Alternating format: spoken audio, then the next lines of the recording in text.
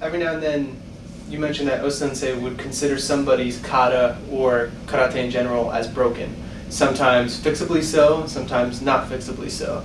What kind of generalizations or judgments would he make to consider if something is broken and if it's also fixable?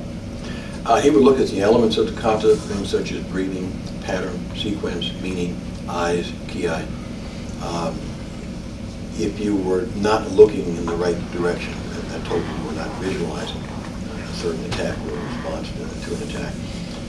If your breathing was incorrect, it meant that the body was not in condition to sustain a possible strike.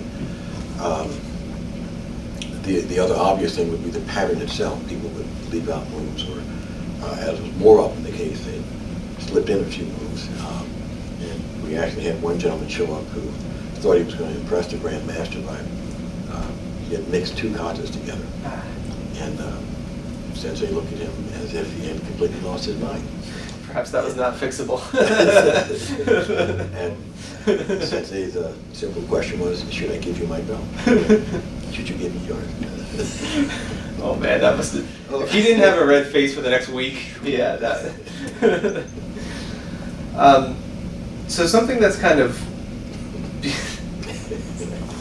something that's becoming more and more popular these days, although it's a little bit of a searching through the fog, is bunkai as a concept. As Western culture has sort of taken on the martial arts, a lot more questions have been asked about, what the kata means, what are we doing here, what are we doing there, and so there's a little bit of searching for bunkai, and beyond that, a searching for oyo bunkai, or a term that you use, tichiki.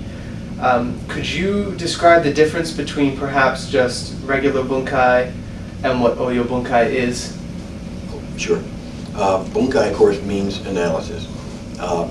The confusion, maybe that's not a good word, but there's a difference between the analysis associated with bunkai and the applications associated with oyo bunkai or tichiki, the old Okinawan term for what the hand is doing. The normal bunkai that we see, if I can use that term, involves end of movement analysis. If a person, say, does a blocking motion, the presumption is that there was a certain punch, and that he or she is blocking that punch. And so the bunkai for that movement is that it is a block. There's no research into, no training in what happens in between the beginning of the block and the end of the block. And oyo and tichiki get into that area, that something else is going on, that karate is dynamic. We don't take up a stance and throw a block. The body is constantly moving in a fight. If we watch any two warriors going at it, they don't stand still. The hand is moving, the body is moving, the head is moving, the distance is closing, the body is turning. We're the only people in our patterns who actually take up a stand, stop the body, do something with the hand, stop the hand, and then go to the next technique. So that bunkai, which is necessary for a sensei to understand, okay, that person, I can see because they are stopping, that they have a good foundation, that their stance is correct, that their weight distribution is correct, that their body is turned in the right way. But there's nothing beyond that. The point is that should be a launching pad. That should be a place of departure, a point of departure. Where do I go from here? The difficulty is that many folks think that bunkai, that's it. And what they see is all there is. Oyo allows you, oyo is kind of like a free, creative approach to bunkai, where rather than saying that this is simply a block, you use the distancing and your own visualization to come up with an alternative analysis. Tichiki is even beyond that. It involves an advanced timing concept where you try to move further back along the timeline to intercept, redirect much earlier in the process. When you do that, the initial meaning of block simply can't apply because there's nothing to block. You've intercepted, redirected so early that the punch is not fully developed. So it takes a different mindset.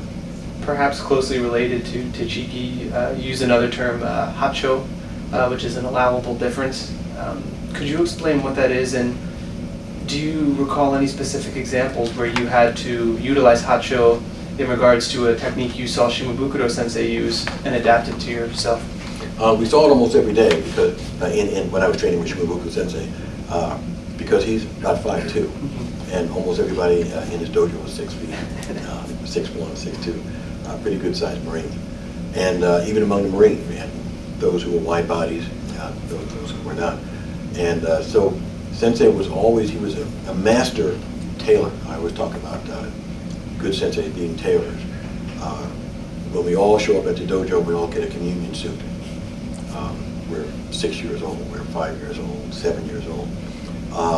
But we'd all look ridiculous at 35 or 40 years of age, walking around in our communion suits. So what senseis do is constantly adjust and tailor the art, the suit. And Sensei was good at that. I even saw it among the Okinawans himself, when some of his colleagues would come over and they would informally train together. They would adjust each other. Well, this is more better. For instance, there's one particular brand of shorinru, style of shorinru on Okinawa, where the knife hand block is held very high in front of the body. Mm-hmm. And folks used to say, well, why is that so high? And all the students would do this very high block. And someone asked me, why does everybody do such a high block? Oh, because Mr. Chibana did a high block. Well, why did Mr. Chibana do such a high block? Because he's short. Mm-hmm. Everybody else was up there. Well, everyone else simply started doing high blocks because that's what they saw him doing. So at that point, I assume Mr. Chibana and some of his colleagues decided that they weren't going to get into the concept of Hacho just yet, that they needed to see some more martial science training, weight distribution, height of the stance, and then perhaps when they got into away from Bunkai and a little further down the road, all of that would be adjusted. So you see that early on.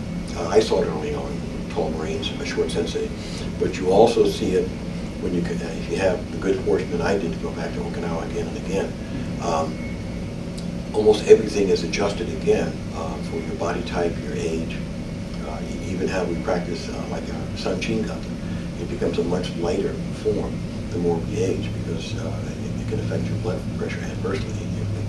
At 50 or 55 or 45, if we still do the 21-year-old guys, choo-choo trained Sanchin breathing.